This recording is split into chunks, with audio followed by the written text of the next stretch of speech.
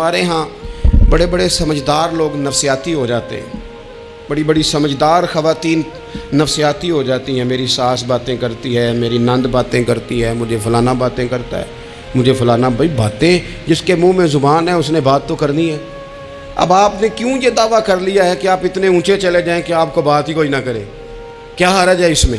اگر کوئی آپ کو بات کر دے تو کیا ہے، ہم کسی نے کر لی تو پھر کیا ہوا؟ اس کا اتنا اثر قبول کرنا کہ ساری رات سونا ہی نہ، پریشان ہو جانا۔ اور بعض لوگ ایسے ہیں جنہیں اتنی باتیں نہیں ہوتی جتنی انہیں ٹینشن ہوتی ہے، یعنی وہ دو بندے کونے میں کھڑے ہیں تو میری ہی بات کر رہے ہیں، اور بھائی کوئی اتنا اہم نہیں ہے، انہیں کوئی اور کام بھی ہو سکتا ہے، تیری بات ہی انہوں نے کرنی۔ بلا وجہ لوگ سمجھتے ہیں کہ میں بڑا اہم آدمی ہوں، وہاں بھی مجھ پہ تبصرہ ہو رہا ہے، یہاں بھی ہو رہا ہے۔ اس پہلو سے باہر آئیں، اس کمپلیکس سے نکل آئیں۔ ابن حزم کہتے ہیں کہ مصر میں ایک تاجر بڑا کامیاب ہو گیا تھا، بڑا کامیاب تاجر ہو گیا۔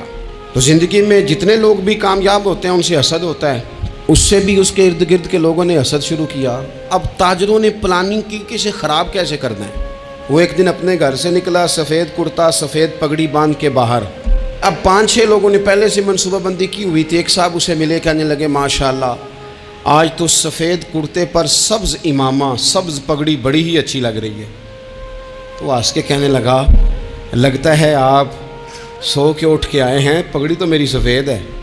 اس نے کہا چلو پگڑی تو سبز ہی ہے، باقی آپ نہیں مانتے تو آپ کی مرضی۔ وہ آگے بڑھا، تو اب چونکہ پلاننگ تھی تو ایک شخص اور ملا، اس نے کہا کیا بات ہے، سفید کرتے پر آپ کا پیلے رنگ کا امامہ کیا جچتا ہے؟ اس نے کہا یار کو خدا کا خوف کر۔ ہنس کے کہا کیا ہو گیا، تیری اینک کا نمبر تو نہیں تبدیل ہونے والا ہوا؟ اور بھائی میں نے تو سفید کرتا اور سفید ہی امامہ باندھا ہے۔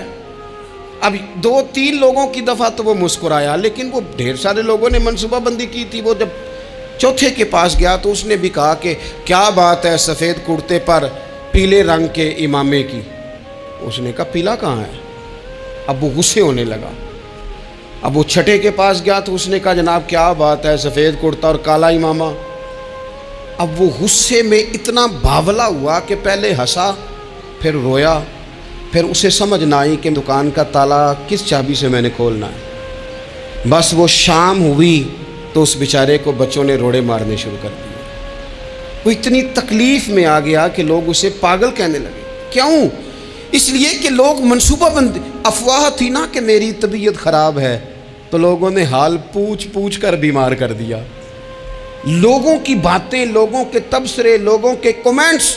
بولے امام شافعی، امام شافعی فرمانے لگے لوگوں کی باتیں پتھروں کی طرح ہوتی ہیں، یہ روڑوں کی طرح ہوتی ہیں، اگر انہیں کمر کے اوپر رکھ لو گے نا تو یہ تمہاری کمر توڑ دیں گی، اور اگر تم ان کو اپنے پیروں کے نیچے رکھ لو گے تو تمہارا قد اونچا ہو جائے گا۔